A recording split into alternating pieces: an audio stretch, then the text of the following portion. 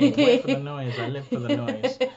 Yeah, our webcam's developed a bit of a glitch where sometimes you press record and then it just sort of waits for a bit and then it makes a little blip. Yeah, So that's what that slightly unprofessional. Sometimes it doesn't work at all. It's like our webcam's developing taste. It's like our webcam's trying to go, no, done more of this. You've done enough of these now. Stop it.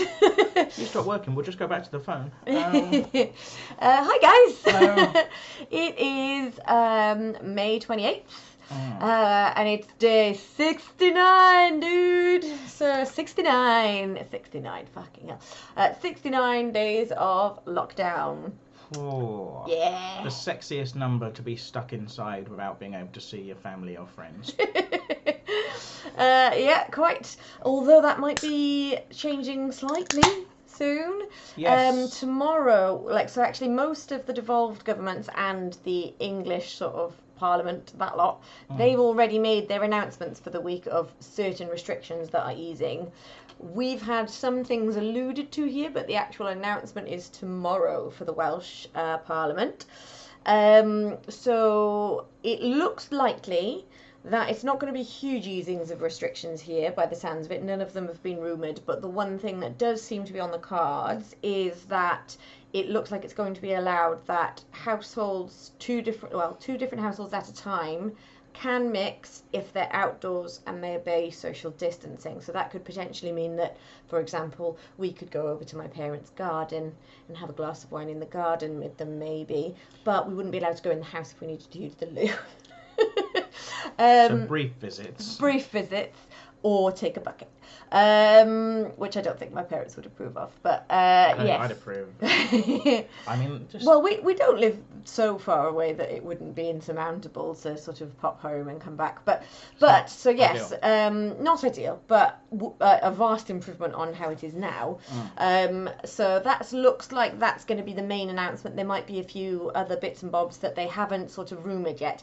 In England, they've said basically the same thing, that households will be able to mix groups of 6 people. And I don't think it actually matters how many households they're from. I think they've said groups of 6 people can mix, again, outdoors if they social distance. So it should mean that we get a little bit more of contact with our loved ones if you live close enough to them that you can do that. So I'm assuming here it will still be no non-essential travel. So if your loved ones live too far away, you still won't be able to, but potentially they haven't announced yet, so it's all supposition, but usually it seems to have been that before the announcements have been made for any of them, things have been rumoured that he's expected to say, and they've usually been close to accurate, but just without the level of detail that they go into in the announcement. So I'm crossing fingers for being able to maybe go and hang out with my parents. That would be really nice, and see my niece. It will be difficult if we've got to social distance to sort of keep my distance from my niece, because she's only 5 and she will want to play, and it will be quite tricky to sort of play at a distance. But I'm sure we can find ways and means to sort of sort that, because she'll be allowed to go close with my parents and brother because they live there. It'll just be us two that have to stay at a distance, so we can maybe do games like play charades, bit of Simon Says, or some games that work from a distance. Mate, I'm well too old for Simon Says now. I'm quite excited that you're willing to play charades. So. I grew up Simon Says like 2 years ago. Well, as they keep saying in Forza Crowd, you are only 13 though. I'm a big kid now. I was going to make a joke the other day about how I haven't been ID'd. I must be getting older because I haven't been ID'd for ages. The joke being that obviously I haven't been ID'd because I've been stuck in my house. But the trouble is, I have done essential shops during lockdown, and I have been ID'd. And they've asked me to take down my mask to go okay. Which I feel like is is that the rules? You have to take your mask off? Well, I guess to sort of. I suppose as long as you know you're going to do it, hold your breath. You're not going to cough if you know, for a second. But anyway. I guess within reason for very short bursts, because actually masks aren't mandatory anyway. So actually, no, but if you I guess have maybe gone to the trouble of wearing a mask because you want to be safe. Well, and then the people masks ask you to take them off. largely don't really protect you, but they protect other people. So Well, if the person behind the counter is saying, take your mask off, that's on them. I guess so, yeah. They're taking their lives in their hands. But I think a very brief, and actually if you were being particularly conscientious, hold your breath while you do it. Because the reason the mask is there is to catch your breath. So if you breathe in while your mask is down, or just hold your breath while your mask is down, and then go, and then pop it back up. Should be okay. While we're on the subject of social distancing in shops, I did we were running low on supplies, so I went on an essential shop. It really was a lot of fun. And it's your favourite time, isn't it, going to the shops? It's a mixed bag because I like getting the stuff. I do like the stuff. We all like getting stuff, Big don't fan we? of food. But the mixing with the people is a bit of a drag. I don't like to have to mix with people at the best of times. But I was in the queue outside Tesco, and everyone is socially distancing. They've got the markings on the floor, so you know you're 2 meters. It's very easy for everyone. Oh, that's fine. Everyone's doing that. But then people are just walking up and down along the side of the queue. To join the end of the queue, just at a normal distance. Straight past, like right by you, and I'm trying to lean to the window, very pointedly kind of lean into the window. The point of this. Yeah, like you just go around, guys. Just go walk in the car park bit. It's fine. Yeah, it's like maybe they should put like crosses on next to the queue so that you're like, no, don't walk in this area. Go around. The thing is, it is quite right by the cars that park. Yeah. So people have to go around the outside of the cars, but that's fine. They should go around the outside of the cars. Yeah. Because it's a public safety issue. Yeah, there's just quite a lot of lacking common sense with these things. People are like, oh, I'm staying in the distance. I'm standing in the light. You're like, yeah, but they can travel sideways as well. I mean, good luck to the people working in schools trying to keep kids socially distanced, because grown-ass kids adults are 5 cannot do it. No. Grown people cannot wrap their heads around it. No. And the thing is, like, I think people sort of do a cursory amount and then they're like, oh, that'll do. But like they're like, no, you have to keep doing it. Like, it's constant. You don't like just go, well,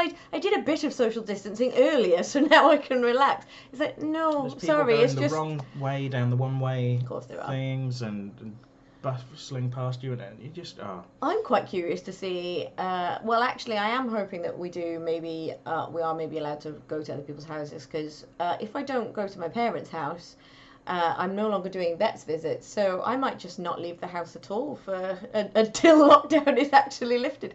But yeah, it would be very nice, because I know my dad won't leave the house voluntarily anyway. So if I want to see him, I will have to go to him. Yeah, I was speaking to my dad about sort of all of this a week or so back, and I was just like, how are you finding it? And he was like, my life has not changed one bit. The only thing that has changed is he used to do the daily dog walks with Lucy, and Chris is doing them now. But my dad still goes out for a walk every day. He just doesn't have a dog with him when he does it. Sometimes if we were out, he'd come round and have a drink in our house on his own and watch the telly, get a bit of peace and quiet. Yeah, that house is empty. So he'd quite like it, because we try to keep Lucy's bedtime feed at the same time, because if you're too relaxed with it, she starts begging earlier and earlier. But it does mean if you want to go, so it's like 8:30 we feed her. But obviously if you want to go out at like 7, you don't want to feed her then. But also it's a long old time to wait if you're not going to be back till sort of 10 or 11. So Dad, I'll ask Dad as a favour if he doesn't mind popping to mine and feeding the dog. He loves doing that favour, because he's like, that is an empty house for hours where nobody will talk to me. I think your dad would quite like it if there was a granny flat in the garden to your parents' house, and he could just live in that on his own. When they built that shed, it is actually, it's like properly insulated and has an electric supply, and for a while you had a telly in there. That sounds quite nice. Actually. Yeah, it is quite nice. Yeah, I love my dad dearly, but he will not argue with the fact that he is an antisocial curmudgeon. But the thing is, once he is socialising, he's very personable. He's very good company. It's just, I think, on principle, he doesn't like to be sociable. It's quite funny as well. But in practice, he does. It's quite funny. I think I got a touch of that though. I quite like. I mean, I don't. Once you're doing it, you like it, but you don't like the idea. I don't run towards it. I mean, there's some, a handful of friends that I really would like to be in a pub and chatting with, and actually, I don't feel the need to be. Like, I quite like being around you. Like, even if we're doing. Good. No, that's handy. But like, like your dad will come over here and just have a completely empty space to himself. Yeah. I like being here, but like It's like with Lucy the dog. She likes being part of the pack. Yeah. And I like sitting reading my comic book or watching my program, but knowing that you're That's around nice. and nearby, it's nice. So you don't have the like craving alone time away from me, like, oh God, she'll natter. No. Like, good. No, That's good. Unless you're very drunk, and then it's very difficult to read a comic book around you. Yeah. But... Yeah. I'm fun when I'm drunk. The trick I've found is to just also be drunk. Yes, that is a good trick. If only one of us is drunk, that is not an ideal situation. That's generally true of life, though, isn't it? Yes, yeah, you that's generally true in life. Yeah, you don't that want we should both be drunk. No, but just if you're sober, drunk people can be quite tiresome. But if you're also drunk, they're good fun. I wasn't going to go so far as to say tiresome. But, well, it can be a little bit difficult if somebody's just a bit. Yeah, it's. But yeah, I'm very rarely the sober one in that dynamic. So, but yeah, it'll be nice if that's something we can do. So it's the little things. It really that is what I am hoping for. I think the rule will still be outside, but it's nice weather at the moment. They've got a nice garden. We could sort of take a bottle of wine and have a glass in the garden and have a nice chat, which would be good. Because if we're not allowed to use the toilet, I reckon red wine instead of cider. Probably. Yeah, definitely. Have be like children, have a safety wee before you go, even if you don't really need one. Go on, try and push one out. Because we'll have to leave as soon as you need to wee. But yeah, that's something that I think will be good for a lot of people. And actually, that's one of the things that I really respect and admire about how the Welsh Government's approach seems to have been on this. They said that their first priority in looking at any relaxing of lockdown restrictions is to allow people to see their loved ones, is their first priority. So they've made their first priority not an economic one, but a mental health and well-being, public health one, because I think that is important. I don't underestimate how bad lockdown can be, particularly for people who are isolating on their own, or people who are in maybe not very healthy relationships or things like that. There's a lot of price to pay to keep lockdown instilled. So if these new relaxing restrictions can ease up some of the pressure in that sense, which would mean that perhaps if you were struggling, you're now allowed to go and visit a friend in their garden, say, or meet them in a park and have a chat and just have that sort of little bit of human contact. I've said it a million times, but I am so grateful that because we said when we started this blog, we only actually met just over a year ago. It was March 20th last year that we met. And I think by most people's standards, we probably moved in together quite soon, really. Got cats together quite soon. But I think basically we realised quite early on that we wanted to live together. And I think you going off to the Edinburgh Festival kind of cemented that reality, because I went up for a week. But yeah, you being in another part of the country was absolutely unacceptable. But even when you were sort of just up the road in Cardiff, it just sort of, the natural state of being just felt like, well, either I should be there or you should be here. This separate houses thing is nonsensical. But obviously that was under the normal world rules, where if at any point you wanted to sort of go out or do something else, you could. So this is sort of quite a good test of a relationship, I think, and I can absolutely firmly say it's cemented us rather than exposed any cracks. But that isn't the case for a lot of people, and I would hate to be in a situation where you're living with a partner that you're not getting on with, or even worse, obviously, there are situations where rates of domestic violence have skyrocketed. One of the first things that they noted when the very first lockdown over in Wuhan, where this all sort of kicked off, as soon as lockdown restrictions were lifted to a degree, the first thing that happened was they had a huge spike in people filing for divorce. And I think that sort of shows that lockdown life is difficult, and I think it's really make or break for a lot of couples. And thankfully, I think we've only probably had about one crossword, like we had one little minor blip, and it was over washing up. It wasn't really anything serious. Wasn't even proper washing up, was it? No, It was loading the dishwasher. It was loading the dishwasher. Which, what cushy lives we have. Yes, we don't even do washing up. We do some washing up, but yeah, got a dishwasher. I hate washing up. Of all the household tasks, I think washing up is my least favourite. I would rather clean a bathroom than do washing up. I used to have a house where we had like a kitchen island. Yeah, it was kind of like an island. But it was like a we kitchen. don't have a big enough kitchen. No, we don't. But this was like a combined lounge kitchen. Right, okay, yeah. So the downside of which, when you were cooking it would get very hot, and you'd then be eating your hot food in the same room that become very hot from cooking. So that wasn't always good for entertaining though. But it did mean... Because you can sort of chat to the guests while you're cooking, which I imagine you're always the cook at sort of dinner parties. But the sink was like on the island, so you could do the washing up with the telly on in front of you. Oh, that'd be nice. That was great, like what people do with the ironing, you know. Yeah. And that was, so I didn't mind people washing up do ironing. Then. Well, I'm given to understand. We don't do ironing. No, we don't do ironing. And I mean, why would anyone during lockdown, to be honest? No. That's madness to me. But what I did want to say... I'm quite impressed with myself when I get dressed, to be honest. I tell you what I did want to mention and touch on is that obviously... we're hoping tomorrow that there's going to be lifting of restrictions, that we can visit family and things. In a responsible manner. Yeah, we don't know 100% what is going to be lifted yet. We're waiting to see, but we're hopeful about that.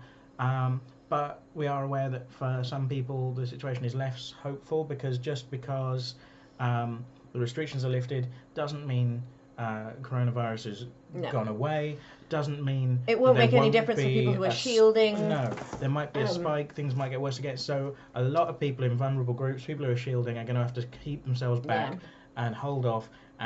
You know, we have a lot of sympathy for those people when other people are sort of going, oh hey, it's over and it's all going back to normal, and they're still going, oh, but I can't go to work and I can't see my family and I can't do things and I'm still worried. And another thing that kind of goes along with that point. Right, we've just got a cooker. Pause there and I'll return. A cooker alarm. So we'll pause there, but remember the second to that thing. Point. I know what it is. Unpaused. Sorry about that, guys. I decided today that I was going to do for our dinner a roast dinner. So I'm having roast chicken. Ellie's having vegan sausages. We're having roast potatoes and stuffing and onions and things. It's all going to be lovely. Although, given the weather, I am not sure I made the right choice. It's very because even though all the light has gone, it's still very very dark. Even though all the light has gone, it's very dark. And I find that confusing. I'm not a scientist myself, you understand? Even though it's gone dark, it's still very warm, and that is only compounded by standing in a hot kitchen. And I feel very hot and sweaty. Making this roast dinner, but I'm sure it's going to be delicious, and hopefully in the half hour it's going to take for the rest of it to be ready. Hopefully the ambient temperature of the rest of the house will have lowered. Well, as soon as we stop filming this, we can take all of our clothes off. That is true. For eating a roast dinner. Gravy everywhere. But so yes, that was probably felt quite disjointed to those because they just had a pause and you were halfway through talking and then came back talking about dinner. Yeah. But yes, so the first thing was little recap. I was making the point that you know, we need to kind of, I guess, have some sympathy and awareness and not be too and remember that some people can't. They're shielding or they're in vulnerable groups and they can't just go back to normal as quickly as some of us can, or that hope we are going to be able to. And kind of, I guess it's as well to kind of remember those people and try and include them and stuff. And not think to of just them. Be like, hey, it's all relaxed for everyone, it's better for everyone, because actually, if anything, that's going to make it even harder for those people who are still having to sort of shield, because other people aren't so much. So yeah, that will be quite a tough pill to swallow, I think. But and the other point, which is similar and related, is something our friend Sam said on Facebook the other day, which is to say that when people try to downplay COVID-19 and kind of say, oh, you know, it's not that, and they kind of say, well, no, it's only really vulnerable people that are at risk, as if to say it's not that serious, it doesn't really matter. Yeah. So remember, people in vulnerable groups can hear you say that, you know, and they don't really like being talked about as if they are kind of expendable. Yeah, when they keep sort of saying, oh, well, it's only the elderly and people with underlying health conditions that will die, so it's not as bad as all that. It's like, well, that's still people. And a lot of those even if that's not you, you probably know people that is, surely. Like, that's your nan, that might be one of your best mates. We've got several friends that for various reasons are in the vulnerable groups. Thankfully, my underlying health conditions don't seem to be related, but I have underlying health conditions. I can relate to sort of being sweeping statements about people with, because it usually happens prior to COVID, people would make sweeping generalizations about people on sickness benefits or getting welfare payments and things like that is me. That's me that you're talking about.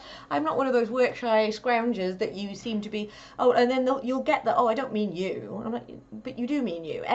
Everyone that you're talking about is real people with real lives and real situations. Families and loved ones. And job. These people in vulnerable groups, you know, they're contributing to society. Of course they are workers and bosses and parents and relatives and loved ones and artists and entertainers and you know, all sorts of people. And the other thing that is someone said, you know, well, the only young people affected are people with undiagnosed health conditions. Well, that is not reassuring to me, because all of my health conditions are undiagnosed. If I have them, I don't know. Yeah, exactly. It's not really all that comforting, and I don't really understand why there are so many people really still banging the drum for that, because it's like, well, like, because it seems like a real logic disconnect, because there's a lot of people that seem to be sort of saying, oh, this is all being overblown, but like, why would it be? Like, what's in there? This is like, let's say the government were doing this to control us, which seems to be the narrative of most of the lunatics. This crisis has caused them to have the biggest plummet in approval ratings of the last decade, easily. And it's costing many hundreds of billions of pounds. Why would they be doing that for a jolly? Like, just why? If they're doing it to control us, then okay, well done, we're controlled, but we hate you and we're going to vote for someone else in 4 years. And also you've trashed the economy. Lots of people have died. No government wants to tank the economy. No. But kind of least of all a Tory government, because they are in the pocket of wealthy lobbyists. It suggests as well that they're like global governments of all nations, creeds and political leanings who can't agree on anything ever have suddenly all come together to work together on this, just to make sure you're all having to stay at home and not go to work. Like, why would any government want that? Like, maybe all of you being compliant, yeah, it might want that, but all of you not going to work? Fuck no. They're not going to want that. It's bonkers. So people sort of wanting to downplay it and make out like, oh, the death rate, because another one is the death rates are being inflated. Why would they? Because we've got the worst figures of anywhere. Well, because now, actually, over the last few days, it has been confirmed that per capita, by a long way, actually, now, we've crept up. We've got the worst death rate per capita of any country. We're well over 500 people per million dying of this. The FT, which Chris Giles, who is the economics editor, he's the guy that's been crunching all of the numbers for this throughout. Interestingly, in the government press briefings, they have said it's hard to sort of compare numbers from different countries, and it may not be that helpful to do it because different countries work their numbers to do with COVID differently. For example, we're using deaths after a confirmed COVID test. Other countries are doing deaths with COVID on the death certificate. Other countries are just doing it by excess deaths. But one thing all the countries can sort of agree on from data is excess deaths to the average for this time of year. And basically across the board, everybody who's had any significant COVID epidemics have had excess deaths. When you compare, there's about 19 countries that are using the data the same way that we are. So we use the Office of National Statistics. I really struggle with that phrase. And they have put the excess death number. Now, The COVID deaths that are being reported in the daily press briefings are in the late 30,000s. I don't actually know what today's number is. Last time I checked, I think it was about 38,000. It might be about 39,000 now. But the excess deaths, the confirmed ones that are absolute confirmed deaths that have happened that are higher than the 5-year average, we are now at 59,537. The estimated, which basically allow for those that have not come through the reporting process yet, but are they've been absolutely on track every stage in this. Every estimation has basically been almost perfect to what then comes out in the modelling, is that we're around about 64,000 higher deaths than usual. And there's still people going, well, there's 67 million of us. That's not that many, but that's that many more than are already would have been dying anyway. All of the normal level of death is still there. This is extra. Yes. And when you look at Which 64,000 people do you think are expendable? Yeah, exactly. And it's throughout the whole country. It's sort of, it's affecting everyone everywhere. And when you look at sort of historic events that have had high deaths, the one that springs to mind, for example, is 9/11. In the Western society, that it's not often that you have an event, be it a sort of natural disaster or a terrorist incident or even a war, that kills that many people in one go. Obviously, that was 3,000 and something people in one day. But America is looking at death rates hugely higher than that, 100,000 odd people dying, and they're reopening because they're just going, oh yeah, well, the economy is suffering. But you spent the last 2 decades bemoaning those, and obviously they should. Like, those deaths are not to be scoffed at. They're important, but people are dying in much greater numbers of this. Now is not the time to be sort of devil may care with, because it's very foolhardy, because it's not going to save the economy to open up quicker, because you're going to cause a second wave and then a bigger lockdown and a longer lockdown. Unfortunately, being strict and going in fast is basically the only real option to actually protect the economy. It's too late for us to do that. It's too late for America to do that, but they're going to do even worse by reopening. It looks like England are setting further forward. They're ploughing on with schools reopening on Monday, even though the Independent Sage Committee have said that this is entirely against advice. They basically don't think this is safe. Worryingly, on the YouGov website, where they've got the advice to follow so that schools can look at this and sort of make their plans, the rule for everybody, including with the sort of track and trace system, is if you've been exposed to someone with COVID, you've got to immediately self-isolate. That rule does not apply to teachers. Teachers who are exposed to somebody who is unwell must immediately wash their hands and disinfect the local area, but they do not need to go home. That's insane. Isn't it insane? Basically, it's all right. They're only looking after the nation's children. Schools will, teachers will become super spreaders. Schools will become a hotbed. And even if, yes, lots of you saying, well, children aren't likely to be affected. No, but they might not be ill themselves. They might be entirely free of symptoms, and we don't know yet what the long-term effects of having this could be. But even if it doesn't make the children sick, which God forbid, I hope it doesn't make the children sick, they come home to their parents who may get sick, who go to work every day, meet other people, and may have a long period of being symptomless. And if their kids are symptomless, they're not going to order a test for them. And basically, you're asking for infection to spread against scientific advice. Schools should not be reopening. I'm glad the Welsh Government aren't pushing for schools to reopen. It doesn't look like that's going to be on the cards. We'll see what happens tomorrow. We'll see what happens tomorrow. But I suspect they seem at all stages in this to be being very cautious. I mean, that track and trace thing is just boggling my mind, because it's not an issue of rules for rules' sake. It's an issue of safety and people's public health, and you can't make exceptions. No. And they said that there was 5 tests that needed to be passed for schools to reopen. Those 5 tests have not been passed. The only one I think they've got under control to an extent is they do believe that there isn't a significant risk yet of the NHS being overwhelmed.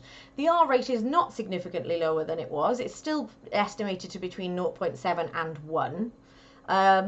So it really, when you get into scary times, it's when it goes over 1. But even if it's around sort of 0.91ish, that basically means a steady amount of COVID, which we're still having hundreds of deaths every day. And most of those deaths, you've got to bear in mind, have been ill with COVID for a while. So it's hard to sort of use the deaths as a sort of guideline of where we're at. But we're still having steadily around about 2,000 to 3,000 new cases being confirmed every day. New cases. So that's people who are ill enough to have gone to hospital, probably. But now, in England, it's not actually come out here yet. From the 1st of June, I think it's from the 8th of June, there will be a test, track, trace system in place in Wales. It's come into effect in England. I think it was yesterday morning at 9 a.m. it started. The site immediately crashed. Basically, and lots of the people who've been trained to be contact tracers have said it's a shambles, I haven't been given my login details, we're not ready. And essentially, one of the tests they said needed to be in place for schools to reopen was that the track and trace system needed to be up and running. So I think they've just sped up getting that up and running so that they could justify schools opening on Monday. Like, they put things off a bit. And obviously we want these things in place and running as soon as possible because they're for the good of everyone. But I would far rather they put them back a bit but did them right than made these promises and gave these deadlines so they can't. Well, I think their position is so compromised at the moment. There's so little trust in them that I think they're probably looking at it as we can't go back on our word on anything because. But actually, the whole these country is saying. Do you know what I mean? I don't think like. The teaching unions, the scientific advice, most parents have said, I'm not sending my children back. And they have actually said they won't be fines for parents who choose not to. I think because they're hoping to run on limited numbers, I think they've kind of gone, okay, well, if half of the class don't come back, that's more manageable. Yeah. I mean, if we had kids, we wouldn't be sending I would not be sending them back. No freaking way. That said, I have a lot of sympathy for parents who are going, well, we can't afford a nanny. Yeah, I won't judge parents who do because they're in an impossible situation. But if you've got any level of choice, then I wouldn't be making that choice. But we need to wrap up very shortly. We do. And I did want to mention, because you mentioned teachers being made an exception. Someone else who's been made an exception yet again is Dominic Cummings. Because the Durham Police Force have kind of completed their investigation and they have decided that, yes, he probably did break the rules. Yes, they did.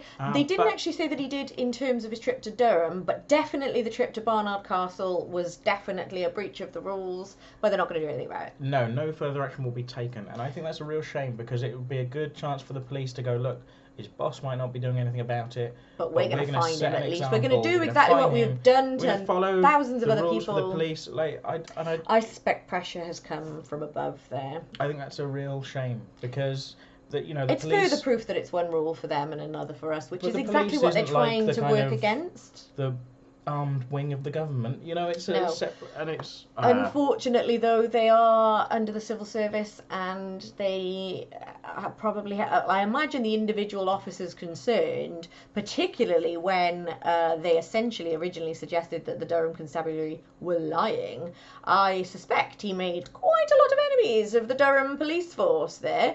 I imagine they would have been loving to fine him. I suspect orders have come from higher up that they are just to sort of go, okay, finish your investigation, leave it there. And yet again, it's a real shame, and it tells people, well, we can do this now, or it makes people who have been fined feel, well, this is unfair, we should push for a refund, when actually, no, everyone who's broken the rules should have the proper fines.